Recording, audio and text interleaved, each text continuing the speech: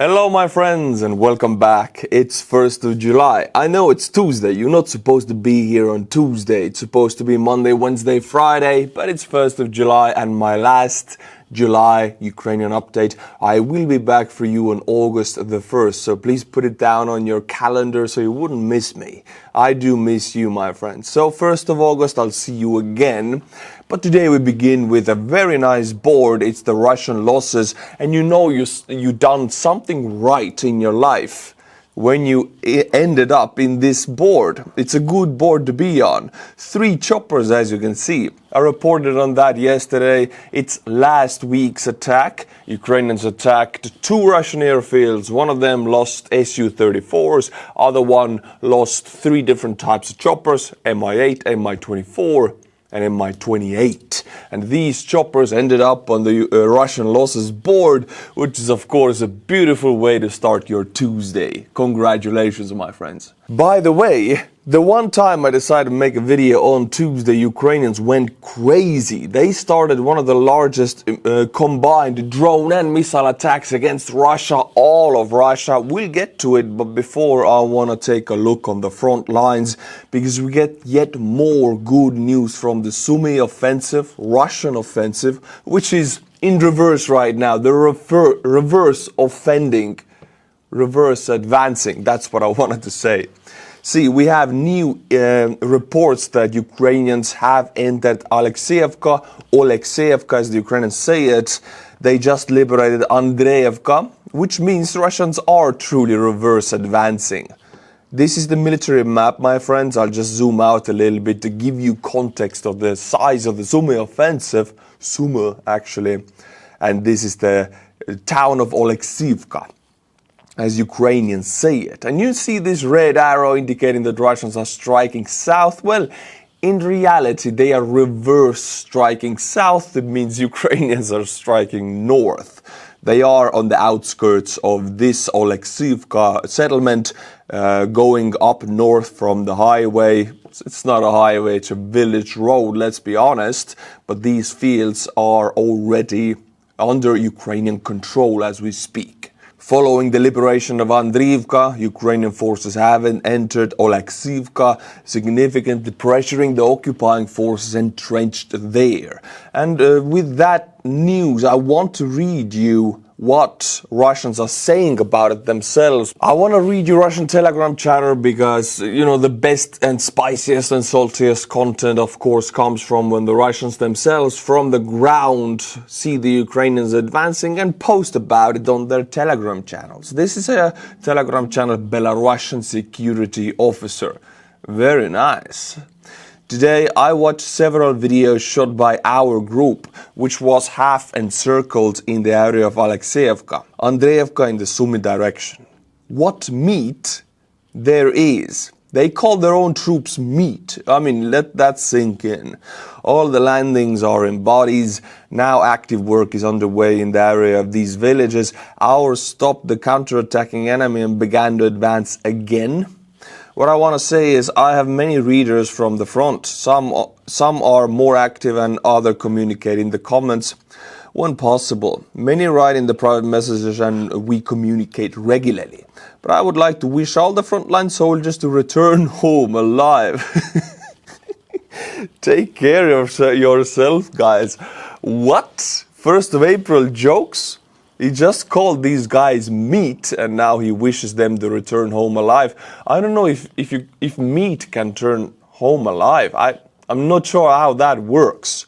Anyway, now you know, my friends. My friends, today I would like to introduce you to #1 news comparison site in the whole world, Ground News. And I chose a very specific piece of news, which is absolutely massive, because 1st of June was the date where Ukrainian drones destroyed 1/3 of Russian nuclear-capable Tu-95's fleet. And I have this piece of news right here. Zelensky says audacious strikes on Russian air bases will go in history books. Where did I find it? Will you go to Ground News homepage? I clicked for you, and here I have 2 topics chosen for me specifically, Ukraine and Ukraine war, and it gets all these topic news for me right in front, so it's easy to find it. Now Ground News lays out right in front of your eyes different charts on the right here. We begin with the coverage details. Total news sources right now is 17, but it's gonna be a lot bigger, believe me. 44% leaning right, which brings us to the bias distribution chart, which is next. 33% leaning left, and it's all nicely and beautifully visualized for you, so it's easy to understand. Below that, we have the factuality chart, which says if it's mixed factuality, low or high factuality. This specific one is 56% high factuality, and nothing below that is worth my time. And of course, below that, you get the ownership tab, because every owner has their own agenda. Is it owned by a person, a media conglomerate? Is it owned by an organization? They all have their own ideas to push. Right, and here you get all the articles with different titles, different wordings in the headline. For example, Lean Right. Check out this title. Zelensky hails brilliant drone strikes on Russian airfields.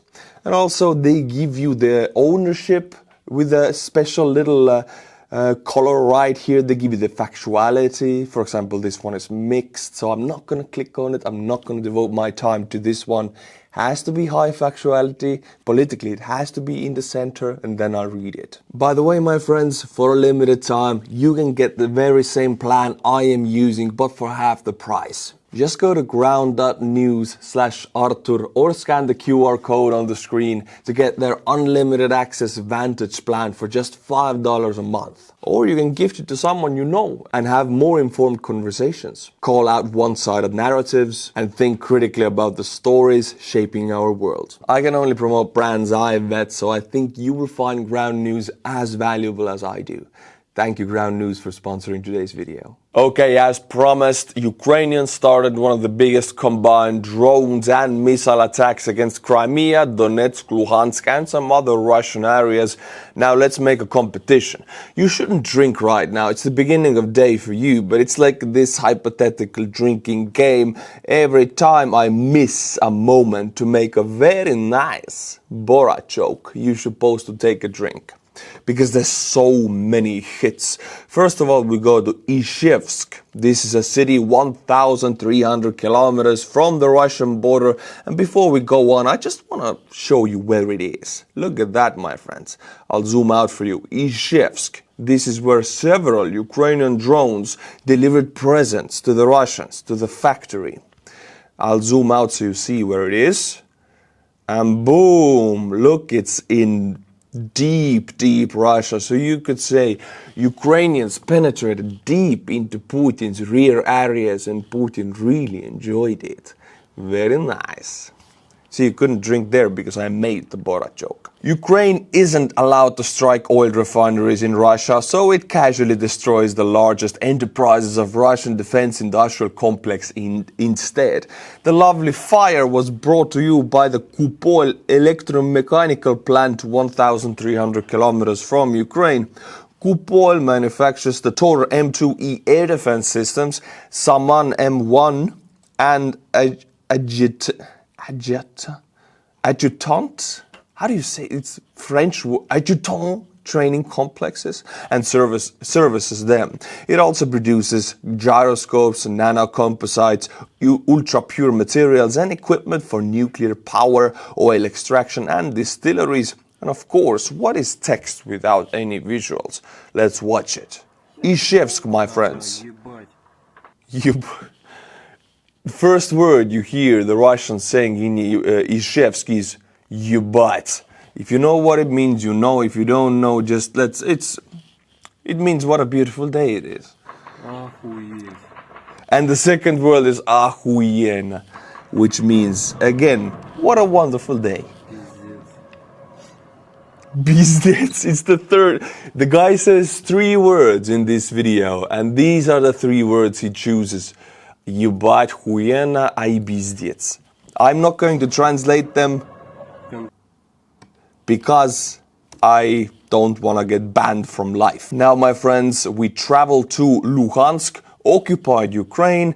A lot of Ukrainian UAVs delivered present last night in this area.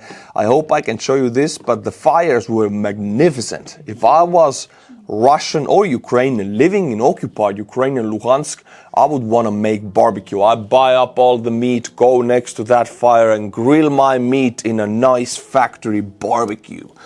Because Ukrainian drones just made that possible. Look at that. Beautiful. And it continues to explode and burn and flash and just signify freedom in the light of it. Wonderful. Very nice. Nice.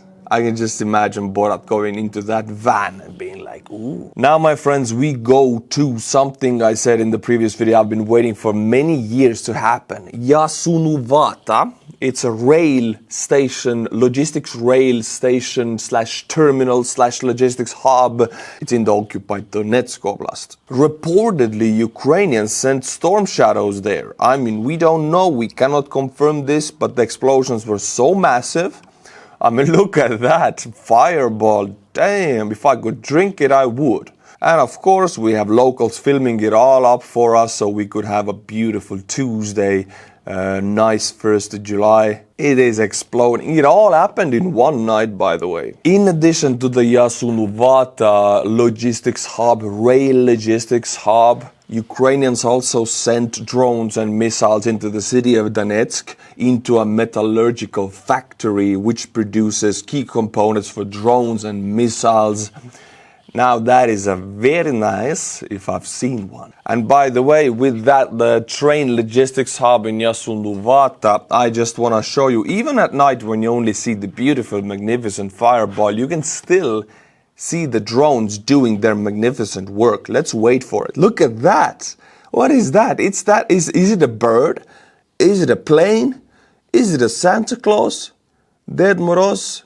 Snegurочка? No, it's a Ukrainian drone with Budanov's face gliding casually into Yasunuvata military logistics train hub, making a big bada-boom, which you could just see right now. Yes, you're welcome, my friends. Just made your Tuesday. By the way, there's a peculiarity about these specific drones. These are Liutyi drones. It's a specific type of long-range fixed-wing kamikaze drones. Some people really flipped on me that I called them loud and slow, but my friends, they are loud and slow. That's what they're designed. Like, they're loud and slow because it's the cheapest and most mass-producible way to make them. Look at that. That is a Liutyi drone. It's loud, it's slow, but it does the trick. Its goal is to be cheap and mass-producible, which makes it loud and slow, because you gotta put in more money to make it quiet, you gotta put in more money to make it fast. They don't do that, they just want the number. So it is loud and slow. But notice that it doesn't have any landing gear. Now that's the thing. They probably launched them with catapult systems, without any wheels, without any runways, just catapulted them up from the back of the trucks. You've seen it happen. They do it to some of the drones. These specific Liutyi drones, some of them have wheels, some of them are catapulted. This is how you know when and where they were launched, because depending on different frontal areas, they have catapult systems for them, or they use runways, just, you know, highways or something. In this instance, doesn't have any wheels, so we know it was catapulted up. But yeah, what you would call it, it is loud and slow. It's going like 100 kilometers per hour, even less, maybe 70, 80. You cannot be slower than that, and it's flying low, so it's loud, slow, and low. That's what it is, but it delivers the presence, my friends. Its goal is not to be fast, invisible, and high-flying. Its goal is to be mass-producible. By the way, with this massive drone and missile attack, some of the Russian areas got their very first, very nice moment, because Astrakhan, for example, 800 kilometers from Ukrainian border, from the front lines actually, never used their air alert sirens throughout this whole full-scale invasion. Well, now they got the chance to do so. The air alarm was raised for the first time during the war. This is Astrakhan right here. This is how far it is from Ukraine, and I just want to show you. I'm even surprised that they have an air alert siren, because this is what it really looks like. The lower photo here is what it looked like 150 years ago. The upper photo is what it looks like now, and there is no difference between these photos, because it is one of the Russian villages, thousands and tens of thousands of villages and towns that has not changed at all in the last 150 years. Wow. But now, the biggest hit, because you can see many burning buildings here, because we know this is the headquarters of the Russia's 8th Combined Arms Army, and it was hit with storm shadow, and Russians are saying in this video, yeah, it hit hard. Insert sexual innuendo joke here. Look at that. Looks like the little house got blown away. You can always rely on the local Russians to provide you with commentary. Тут пизда. I cannot translate it, my friends, I'm sorry. I just want to ask the Russians, the combined, our 8th Combined Arms Army headquarters officers, one question. What is up with it, vanilla face? Всему пизда. Всё пизда. Even the firefighter comes in saying, oh, все пизда. They're all saying, oh my God, the language, man. All they say in all of these videos is describe in a very juicy Russian way how effed up everything is. That's all they say. Let's wait a bit more, maybe something else comes, I don't know. It didn't. Well, the point is, 8th Combined Arms Army headquarters is usually filled with officers, and Ukrainians targeted it with a regular meeting that they had. So many officers, supposedly, it's a claim, we don't know yet, it's a very fresh attack, but supposedly dozens of officers were injured and eliminated, knocked out cold. Skeet, bang, vanilla face, as they say. And we end this massive combined missile and drone attack with Crimea, where S-300/S-400, we don't know which complex, one of these complexes were stationed on the ground. We got this photo from the Ukrainian partisan group fighting for liberation of Russia on Russian soil, also on occupied Crimea. They're called Atesh. They send regular photos like that to Ukrainian army of where air defense systems are stationed, where tanks are moving, yada yada. Last night, Ukrainian cruise missiles, a long-range kamikaze drone, struck and destroyed Russian S-300, S-400 surface-to-air missile system, including associated radar systems, which include these radar systems. Very expensive. Sometimes the launcher is one of the cheapest equipments to be destroyed. The radar stations, radar systems are what really costs the money and labor to make them. And this, again, only one question to the operators of these systems. What is up with it, vanilla face? Now, my friends, we go to the southern front because locals from the occupied Melitopol and Tokmak, they filmed this convoy. And this is not just any military convoy. This is truck after truck after truck. Altogether, 21 trucks were filled with Chechen fighters, Chechen troops, Ahmad Kadyrovites. Why is this important? Because we know that Kadyrovites are never used on the front line, never used in offensive operations, and almost never used on defensive operations, because they suck at fighting. They're horrible. They're just absolutely garbage.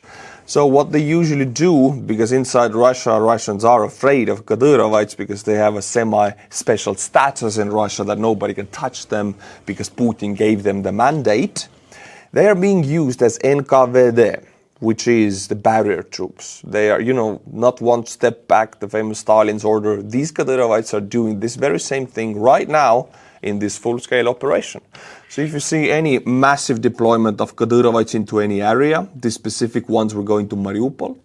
That means that Russians are about to assault somewhere, and these guys are going to be behind the assaulting troops, pointing guns at them, not to retreat, and guaranteeing order on the front. Because these guys, they're really good at executing Russian troops who retreat, torturing Russian troops, beating up Russian police. This is what their pros are. Their cons are fighting. They cannot fight for shit. They're really bad at it. So Russia uses them, Putin uses them with their cons as barrier troops. So yeah, something in the south is happening. Time will tell what it is. You will find out in August when I'm back. Now, I just talked about Kadyrov, Ahmad Kadyrov, troops, Chechens. They have a specific mandate in the Russian military hierarchy. Now we talk about a different group, which are the camel troop, which is not the lowest, but a little bit above. See, if you're the lowest, you're a Storm Z, you're meat, you're Izhgoy, you will just be sent to waste Ukrainian ammunition. But if you're above that group, you are the camel troop, which means you are a human transporter. You just carry, in this video you can see what is a gas canister for them to make food on the front, I guess. They just carry everything, food, water, ammunition. They're just physical camels. That's their existence on the front. And you can see it in action right here. Camel troops. This is, I guess, water or gasoline or diesel. I'm guessing it's water in these canisters. And they have trolleys, garden trolleys right here. And they do that several times a day, sometimes tens of kilometers a day. They're just camels, nothing else. In the Russian army, this is how it works. You have different castes in the Russian army hierarchy. You have the Storm Z, the lowest of the low. Then you have the camels. Very top is Rosgvardia and Chechens, who are the barrier troops. What happened here? You drop your bicycle? What happened? Did you get hit? These guys got hit or what? No, they didn't. It's still bicycling away. Good day for you. What is up with it, vanilla face? Me and my homie Budanov, we just parked our slab outside. Skeet, skeet, bang, bang. Mr. Camel. Yeah, so you know, this is how it is. It's like India, old society, castes. There are different castes in the Russian army. You cannot break away from. You can be demoted, but it's very hard to get promoted there. So you're a camel, you're a camel. You can fall to the Storm Z, but you cannot go up to the VDV or whatever other castes are out there that do different tasks. If you're a camel, you're a camel. A very peculiar Russian FPV drone was spotted on the Donetsk, a Russian drone with solar panels. Now, again, I'm gonna spit some truth and many people will go crazy. Well, actually, this is a great idea. My friends, look into how much solar power, how big of a solar panel you would need to charge one of these batteries on the FPV drones. How much you would need, how long you would need to charge it. This solar panel right here is not enough to charge my calculator. It's not. Solar panels, you need a massive amount of sun and a big area. Solar panels to charge only one FPV battery with 10 hours. It's a massive work. So this solar panel right here, here's the truth. It's hard to understand sometimes in this fake green, let's say the planet stuff. It doesn't do nothing. It's useless. But the Russians did it, so here's a video for you for it. Yeah, that's funny. Alright, my friends, now we go inside of Russia and I gotta enjoy myself a little. When you see a chart like that, what do you think it is? Population growth in the world?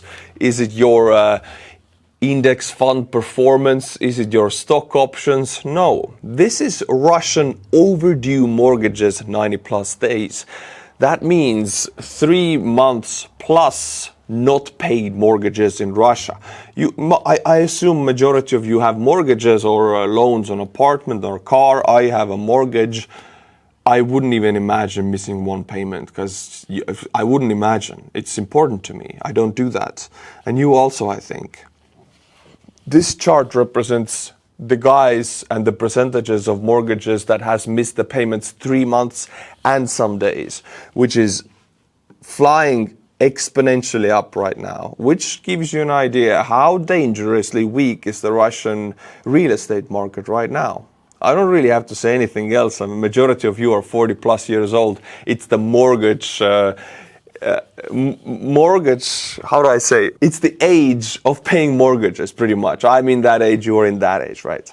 So you understand this. Would you miss your mortgage for 3+ months? I wouldn't. But these Russians, they are, and this line is going up, and these banks are not getting their money, and these problems will translate into very big, into something else. Connected on this topic, I mean, we saw a video right here. I'm not going to watch the full video, but this is a whole squadron, like 30 people, 30 workers of Gazprom subcontractor. It's one of the companies that does subcontracts for Gazprom.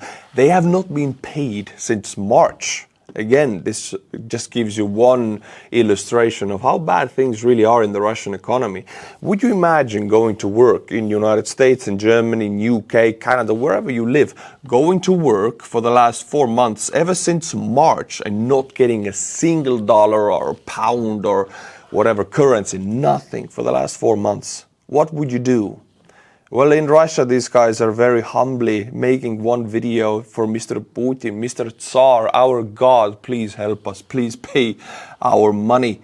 But they don't. And also Gazprom released a statement that all of these guys will be punished, all of them, for striking. So the expectation from Gazprom, which is basically Putin and Russian state, is you must work, you cannot protest, and we don't pay you. But you must work. Now, my friends, will travel to Azerbaijan. You guessed it. I know you guessed it. Well, here are 2 Russian FSB operatives being arrested in Baku, Azerbaijan. These 2 operatives were working in Russian propaganda TV channel Sputnik, which is, banned in Europe and everywhere, but in Azerbaijan it's not banned. And what do you know? What a surprise that the TV channel workers are actually working for FSB. Who would have guessed it? Everybody. Well, they're being arrested now. All of this started because in Yekaterinburg, in Russia, the OMON, the riot police, the police special forces, started arresting Azerbaijani citizens to crack down on some crime there is Azerbaijani mafia in Russia. It's one of the organized crime syndicates, like there is Chechen mafia, like there is Georgian mafia, it all exists there. So they started cracking down on these Azerbaijanis. Azerbaijan, though, the people in Azerbaijan, they're a very proud country, very proud people, and they really stick together. So you don't want to poke that hornet's nest.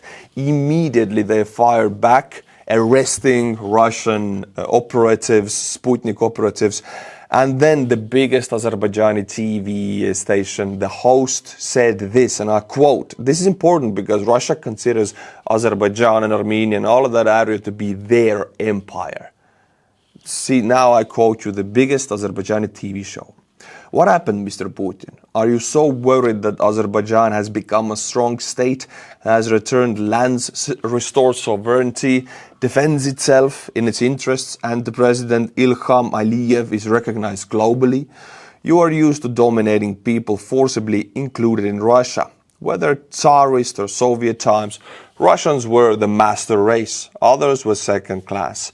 Though those empires are gone, the mindset persists. In the past, Stalin used the NKVD, now Putin uses OMON. The year 37 continues, harsher and more serious. But does the Kremlin understand that it's not 1937 anymore? The former Soviet republics have been independent for over 30 years. History forgets nothing. Stalin's repressions, January 20th, Kochiali, 30 years of occupation, all endured, not only by Armenia, but the hands of Russia. Yeah, they're going head to head with Armenia and Azerbaijan, okay. But this signals, again, the movement away from Azeris, from Russian influence. Kazakhstan is doing the same. Azerbaijan, Kyrgyzstan, they're all the Central Asian countries, which Russia considers just their area, are moving away. They're looking towards China and towards the West, but away from Russia. This just signals the beginning of the end for the Russian Empire as we know it. My friends, something very bizarre came out. North Korea and Russia released a combined ceremony in which they memorized or honored the North Koreans who perished occupying Ukraine. There were about 4,000 to 5,000 of them, and here we can see Kim Jong-un, the same guy who went to the sun, by the way. He went at night, so it wasn't so bright. But yeah, he is very sad here, shedding a tear for the fallen soldiers of North Korea. And the people are crying also. Hey, a little bit more and I will start crying because it's a bit because of the cringe. But Russians and North Koreans are now jointly doing this memorial ceremony for the fallen North Korean soldiers. At the same time, Kim Jong-un intends to send about 5,000 extra soldiers to Russia to be used as meat again, to die in the same way so they can do another ceremony. What is up with the Asian vanilla face? I don't know. Maybe I offended like a lot of people right now. I'm not sure. That is it, my friends. If you are still here, thank you. And please come back on 1st of August. By the way, you will get videos in July. You get like 6 videos. I have filmed them. They're video essays looking deep into specific Russian units or capabilities, or Ukrainian units or Russian financial situation. You will get them if you are a channel member. 3 of these videos have already been scheduled for members, so don't worry, you will get content. But Ukrainian updates will continue on 1st of August. At the meantime, you have 1 month to read the book 8 Missions in Ukraine, because I will make a test for you in August. If you don't, there will be a book test, a pop quiz. If you fail that, you fail in life. So go and get it, and also go and get it for your grandmother. Did you get it for your grandmother? I don't think so. I'm gonna rest in July. I'm gonna take the time, because while I'm still young, and try to find some rest, because the war, it affects my brain. I do need my rest also. I will see you on 1st of August, my friends. Please make sure to be back. I would really cry if you don't. Until then, Slava Ukraini, and bye-bye. Thank you, Ground News, for sponsoring today's video.